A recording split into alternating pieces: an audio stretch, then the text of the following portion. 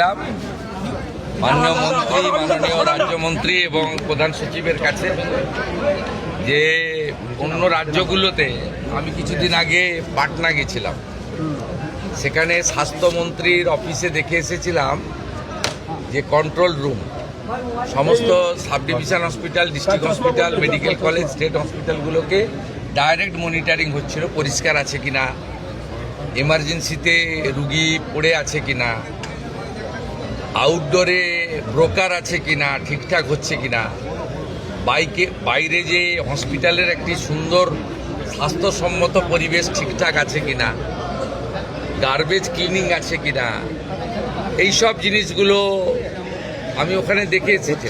আমি মাননীয় রাজ্যমন্ত্রী এবং প্রধান সচিবকে বলেছিলাম যে এখানে একটা এরকম বানান, এরা পুরোটা এখনও রেডি হয়নি, ইট উইল টেক টাইম, আরও 1 মাস লাগবে।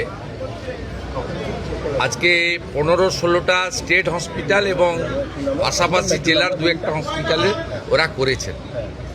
আমি কিছু সাজেশন দিয়ে গেছি, মাননীয় মন্ত্রী নোট করেছেন, প্রধান সচিব নোট করেছেন। আমি এটাকে 30শে জুলাইয়ের মধ্যে বলেছি সাব ডিভিশন লেভেলে নামিয়ে দিতে এবং কিচেন পর্যন্ত মনিটরিং করতে, বাইরে পার্কিং এবং যেখানে আমাদের ফেয়ার প্রাইস সব রয়েছে, আগামী দিনে জনঔষধি কেন্দ্র হবে, সেই জায়গাগুলো ঠিকঠাক করে দেখতে। ওয়ার্ডের ভিতরে কিছু রেস্ট্রিকশান রয়েছে হেলথ গাইডলাইনে, রুগীদের দেখানো যায় না, কিন্তু মেঝেটে যে পরিষ্কার আছে কিনা দেখানো, বা আমাদের এমার্জেন্সিতে কোনো রুগী পড়ে আছে কিনা, একটা হসপিটালের যে পরিবেশ এবং যে পরিষেবা, এই দুটো ঠিকঠাক করার জন্যই একটা মনিটরিং দরকার আছে।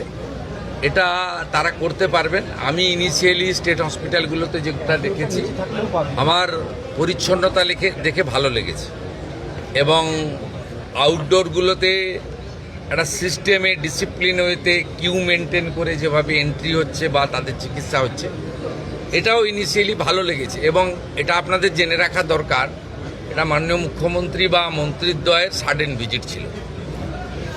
আমি 9:45-এ ইচ্ছা প্রকাশ করেছি, যেহেতু আমি কাছেই থাকি এখানে চিনার পার্কে, আমাকে নবান্ন যাওয়ার পথে আমি 9:45-এ জানিয়েছি, 11:05 এসেছি। আমি এনাদের কিছু ইনপুট দিয়েছি, কিছু ওনারা আমাকে ইনিশিয়ালি দেখিয়েছেন, গ্র্যাজুয়ালি ইমপ্রুভ করবে এবং পরিবেশটাও বদলে যাবে এই বিশ্বাস আমি রাখি। অফিসাররা, আধিকারিকরা দে আর ফুললি কম্পিটেন্ট, ইন্টেলিজেন্ট, ডাইনামিক। তাদের কাজ করার জন্য গাইড করা দরকার, নেসেসারি ফান্ড অ্যারেঞ্জমেন্ট করে দেওয়া দরকার, আর এনকারেজ করা দরকার। করবেন ওরা, আমার বিশ্বাস। কাজের যে মুক্ত পরিবেশ তারা পেয়েছে, চাপ মুক্ত হয়ে কাজ করছেন, আমাদের ইচ্ছাটা তারা বুঝতে পারছেন, ঠিকঠাক সব হয়ে যাবে, এটা আমার বিশ্বাস। আমি চাই আগামী দিনে 54 টাকা মাত্র 3 বেলা খাওয়ারে ছিল, 110 টাকা এই সরকার করে দিয়েছে। খারাপ খাওয়ার, দুপুরেও কুমড়ো, রাতেও কুমড়ো, কুমড়ো খারাপ নয়, আমরাও খাই, কিন্তু ওই যে বললাম এত নিম্নমানের খাওয়ার, এগুলো তো ওভারলুক করা হয়েছে। 17 সালে লাস্ট খাওয়ারের টাকা রিভাইজ করা হয়েছিল, 17 আজকে 26-এর অর্ধেক হয়ে গেছে, 27 সাল আসতে যাচ্ছে। এইটা আপনার বাড়িতেও তো জিনিসপত্র বাজারে কিনতে যান, সেই জিনিসপত্রের দাম বেড়েছে। এই প্র্যাকটিক্যাল থিঙ্কিংটা বিগত দিনে যারা পরিচালক ছিল তাদের ছিল না। তারা এই যে ছোট ছোট বিষয়, মিড ডে মিলে 6 টাকা 70 পয়সা ভারত সরকার দিচ্ছে, আপার প্রাইমারিতে 10 টাকা পায়, তাহলে প্রাইমারির বাচ্চারা কেন নিম্নমানের খাবার পাবে? সেটা আমরা যে 10 টাকা করেছি। একইভাবে গর্ভবতী মহিলাদের যারা ICDS 12 টাকা ছিল, সেটাকে আমরা 14 টাকা করেছি। সেখানে আপনার 8 টাকা ছিল ICDS-এর, একদম ছোট শিশুরা যায় যারা স্কুলে যায় না, 5-এর নিচে, সেই শিশুদের খাওয়ারেও আমরা 8 টাকার জায়গায় 10 টাকা করেছি। আমাদের চিন্তা ভাবনাটা সবসময় প্রান্তিক এবং অর্থনৈতিকভাবে দুর্বল মানুষের জন্য আছে। কারণ কোনো নেতা মন্ত্রীর লোকেরা সরকারি হসপিটালে যায় বলে আমার জানা নেই, তারা প্রাইভেট হসপিটাল অ্যাভেল করে, বড় বড় আধিকারিকরাও তাই করেন, যারা হাই ইনকাম গ্রুপ। ন্যাচারালি এখানে যারা আসেন তাদেরকে পরিষেবা দিতে হবে এবং সব হসপিটাল থেকে দালাল রাজ মুক্ত করতে হবে এবং মানুষকে সুন্দর পরিষেবা দিতে হবে। এবং আমরা ভারত সরকার নাম দিয়েছে আয়ুষ্মান মন্দির। মন্দিরে যেমন পবিত্রতা থাকে, শুদ্ধতা থাকে, স্বচ্ছতা থাকে, একাগ্রতা থাকে, সেবাপরায়ণতা থাকে, সেই ভাবটা স্বাস্থ্য কেন্দ্রগুলোতেও আসবে। এই লক্ষ্য নিয়েই কিন্তু এখানে আমরা কাজ করছি। স্বাস্থ্যকর্মীদের তো সুরক্ষা আমরা দিবই, এবং তারা, আমি নার্স বোনেদের দিদিদের দেখলাম অ্যাপ্রন গ্লাভস সুন্দর করে ড্রেসে আছেন, খুব সুন্দর। আমি প্রধান সচিবকে বলেছি মন্ত্রীদ্বয়কে রেখে সামনে যে ল্যামিনেশন করা ব্যাচ করে দিতে। আপনারা মাঝে মাঝে দেখান যে ইঞ্জেকশন দিয়ে ফেলেছে, ট্রলি যার নিয়ে যাওয়ার কথা, যার সিকিউরিটি দেওয়ার কথা সে সেলাই করে দিয়েছে। এইটাকে সেগ্রিগেট করার জন্য, চিহ্নিত করার জন্য বা আলাদা করার জন্য বিভিন্ন স্তরে বিভিন্ন কালারের ল্যামিনেশন করা ব্যাচও চালু করতে বলা হয়েছে। এবং আমি যেটা কলকাতাতে জোর দিতে বলেছি, তারাতলার ইনসিডেন্টের পরে নিজে চোখে দেখার পরে, এখানে ট্রমা দরকার বলতে নেই, কিন্তু বড় ডিজাস্টার হলে গেলে কিন্তু সামলানোর ক্ষমতা সরকারি হসপিটালের নেই। 50-100 জন পর্যন্ত সামলে দিতে পারে, আমি দেখেছি।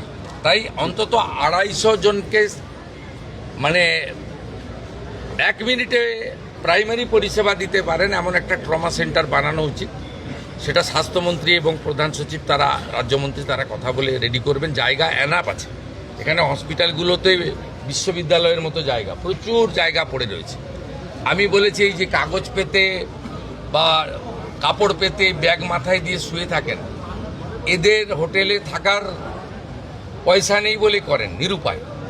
তা আপনারা পিছনে একটা জায়গা করে দিন, আমরা দরকার হলে ইউনিটে 25 লাখ টাকা করে দিয়ে দেবো।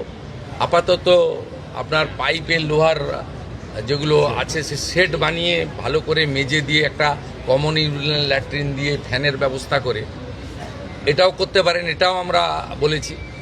বার্ন ইউনিটে আমরা একটু উইক আছি, এসএসকেএমে 60টা আছে, আরও কোয়ালিটি ইমপ্রুভ করতে হবে, আরও ভালো আমাদের ডক্টরবাবুদের দিতে হবে, মানে হাই স্কিল ডক্টরবাবুদেরকে বার্নের ক্ষেত্রে জোর দেওয়া দরকার রয়েছে। এই কিছু কিছু বিষয়ে এই 1.5-2 মাসে আমার যা অভিজ্ঞতা আছে বলেছি, এরা করতে পারবে, আমার বিশ্বাস রয়েছে। এসএসকেএম ইতিমধ্যে 100 বেড বাড়ানো হয়েছে, এখনও 300 শর্টফল হয় বলে আমার মনে হয়েছে। শর্টফল মিন্স কিছু রোগীকে তো কালকেই ওটি করা উচিত ছিল, 10 দিন পরে টাইম দিচ্ছে ক্যাপাসিটি কম থাকার জন্য।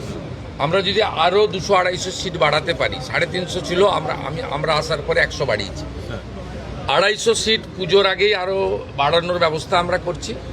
আইসিইউতে মাত্র 112 করে আছে, এটাও অন্তত 200 হওয়া উচিত। তাহলে আইসিইউ নিয়ে মানে ওজোর আপত্তি, অনুরোধ, বাধ্য হয়ে প্রাইভেট হসপিটালে যাওয়া, এটাও কমবে। এই অনেকগুলো আপনার ওই কন্ট্রোল রুমটা নিয়ে যাচ্ছে, এই কন্ট্রোল রুমটাকে লাইভ মনিটর এই জন্য করা হয়েছে যাতে কোনো দালাল, যাকে আজকে সকালে ওখানে দেখা গেছে, কাল সকালে দেখতে না পাওয়া যায়। এটা একটা বড় উদ্দেশ্য, কিন্তু ব্রোকারদের হাঁটানো। রুগী কখনো 2 দিন পর পর যাবে না ব্লাড টেস্ট করতে, রুগী কখনো আলট্রাসোনোগ্রাফি করতে পরপর 2 দিন যাবে না, তাহলে চিহ্নিত হয়ে যাবে একটা লোক যে সোমবার সকালেও দাঁড়িয়ে আছে, মঙ্গলবারও দাঁড়িয়ে আছে, বুধবারও দাঁড়িয়ে গেছে। আপনাদের আমি চলে যাওয়ার পরে এটা দেখুন ফুল পেজেড হয়নি, কিন্তু ইনিশিয়ালি এটা স্টার্ট হয়েছে, মানে মর্নিং শোজ দ্য ডে। আমি বলবো যে সুপ্রভাত, ভালো হবে। প্রাইভেট হাসপাতালে মিনিস্টার হেলথ মিনিস্টার বলেছিলেন যে একটা সিট রিজার্ভ রাখতে হবে, বেড রিজার্ভ রাখতে হবে, যেটা যারা দুর্বল মানুষ তাদের জন্য সংরক্ষণ। আপনাকে ক্ষেত্রে বলি শুনুন, ডাক্তারবাবু তখনও জয়েন করেননি ক্যাবিনেটে। আমি একটা মিটিং করেছিলাম এসএসকেএমে, সেখানে প্রধান সচিব সহ সকলকে আমি বলেছিলাম যে আমার জানা আছে, আমি দীর্ঘদিন ধরে এখানকার ল মেকার, পাবলিক রিপ্রেজেন্টেটিভ, আমার জানা আছে যারা বিগত সরকারের কাছ থেকে, মানে বিগত 15 বছর সরকার কোনো হসপিটাল প্রাইভেট করেনি, তার আগে যারা সরকার করেছেন বিধানচন্দ্র রায়ের সময় থেকে জ্যোতিবাবুর সময় পর্যন্ত যে জায়গা সরকার দিয়েছে, কেনা জায়গায় কিন্তু এগ্রিমেন্ট নেই, যে জায়গা সরকার দিয়েছে 1 টাকাতে, সেই টাকাতে পরিষ্কার লেখা ছিল যে 15% বেড তারা ফ্রিতে গরিব মানুষকে দেবে, কিন্তু এটা মেনটেন হতো না। আমি এই ইচ্ছা প্রকাশ করার পরে মাননীয় মন্ত্রী পরে যোগদান করেন ক্যাবিনেটে, হেলথ ডিপার্টমেন্টে, এবং মাননীয় রাষ্ট্রমন্ত্রী তারা আধিকারিকদের নিয়ে প্রাইভেট হসপিটালকে নিয়ে বসে 10% রাজি করিয়েছেন। কারা? আপনি যে হসপিটালের মালিক জমি কিনে করেছেন তার কাছে গিয়ে মানবিক কারণে দাবি করতে পারেন, কিন্তু অধিকার নয়। আপনার যাদের সরকারি জমিতে যাদের প্রাইভেট হসপিটাল তৈরি হয়েছে, দে আর বাউন্ড। ওরা ইনিশিয়ালি দেখুন 0 ছিল, 15% দেওয়া উচিত, 10% এগ্রি করেছে। It's a good. আস্তে আস্তে মানসিকতা হবে। আর আপনারা নিশ্চিন্তে থাকুন, আদানি গ্রুপ নিউ টাউনে একটি 2000 বেডের ইন্টারন্যাশনাল মানের হসপিটাল তৈরি করছে। ওনাদের সঙ্গে আমার এগ্রিমেন্ট কমপ্লিট হয়ে গেছে। 1000 বেড থাকবে গরিব মানুষের জন্য, আর 1000 বেড ওরা কমার্শিয়ালি ইউজ করবে। এবং আমার বিশ্বাস আগামী কয়েক মাসের মধ্যে ভূমি পূজন করে আমরা এই কাজ শুরু করে দিতে পারব। স্যার, সেবাশ্রয় নিয়ে অপরিসীম দুর্নীতির অভিযোগ, কোনো তদন্ত